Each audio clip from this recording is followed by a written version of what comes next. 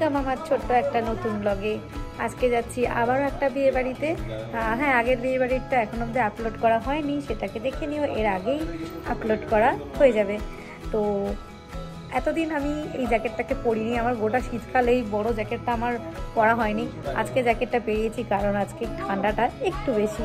তাহলে চলো ব্লগটা শুরু করছি। দেখতেই পাচ্ছ এখানে সবাই রেডি, সবাই বেরিয়ে গেছি।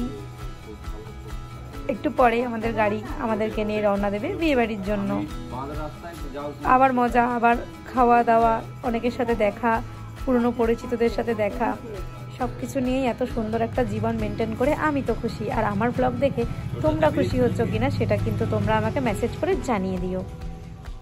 তো বেশি দেরি না করে আমরা কিন্তু বেরিয়ে পড়লাম। আর বিয়ে বাড়িটা ছিল নাকি আমার শ্বশুর বাড়ির দিক থেকে শ্বশুরমশাইয়ের খুব কাছের একটা আত্মীয়র, মানে আমি শুনেছি আমার শ্বশুরমশাইয়ের পিসির নাতনির বিয়ে ছিল। তাই আমরা চলে গেলাম, পৌঁছে গেছি এখন বিয়ে বাড়িতে।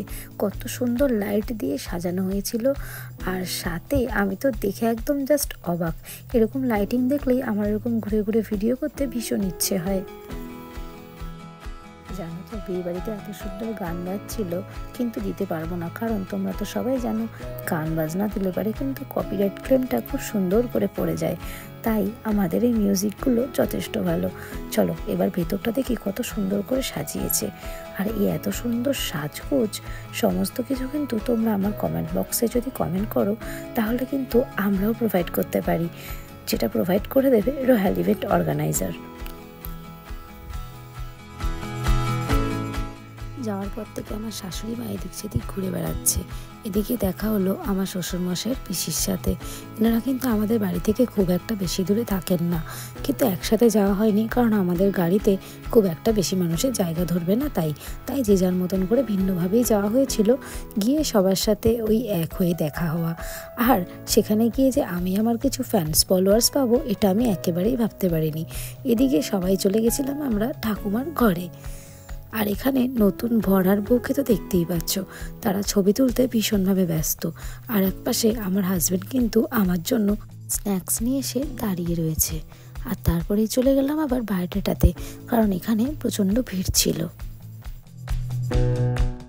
ওই যে বলছিলাম ফ্যান্স ফলোয়ার্সরা সবাই অনেকেই এসে রয়েছে।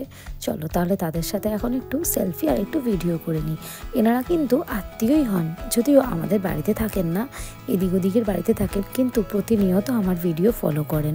আমার বিয়ের ব্লগ, তারপরে আমাদের ঘরোয়া ব্লগ, আমার ডান্সের ব্লগ, সব কিছুই কিন্তু ওনারা অবজার্ভ করতে থাকেন। এই তো বিয়ে বাড়িতে গেলে এটাই হচ্ছে একটা মজার বিষয়, সবার সাথে দেখা হয় আর তারপর আমরা ফ্যামিলি সেলফি তুলি, ফ্যামিলি ভিডিও তুলি, আর আমার কিছু ব্লগের জন্য ভিডিও করে নিই। এরপর কিন্তু চলে যেতে হবে মেন কোর্সে, মানে ওই যে আসল ব্যাপারটা, খাওয়া দাওয়ার পর্ব।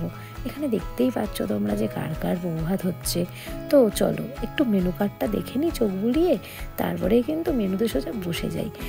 এই ছোট ছোট বোতলগুলো কিন্তু খুব একটা সবসময় বিয়েবাড়িতে পাওয়া যায় না। এখন তো গ্লাসের চল প্রায় উঠেই গেছে, সবাই এখন হাতে একটা করে বোতল ধরিয়ে দিচ্ছে। তারপরে এখানে চলে এলো ফ্রাই আর ফ্রাইড রাইস একসাথে। তারপরে আসল খাওয়াটা সেরে নিলাম, আর লাস্টে মাটন, তারপর চাটনি, পাঁপড়, মিষ্টি, এইসব সব কিছু তো ছিলই। চলো তাহলে খাওয়াটা ভালোভাবে শেষ করি, আর তোমরা আমার ব্লগটা দেখা এখানেই স্কিপ না করে পুরোটা শেষ করে দিও।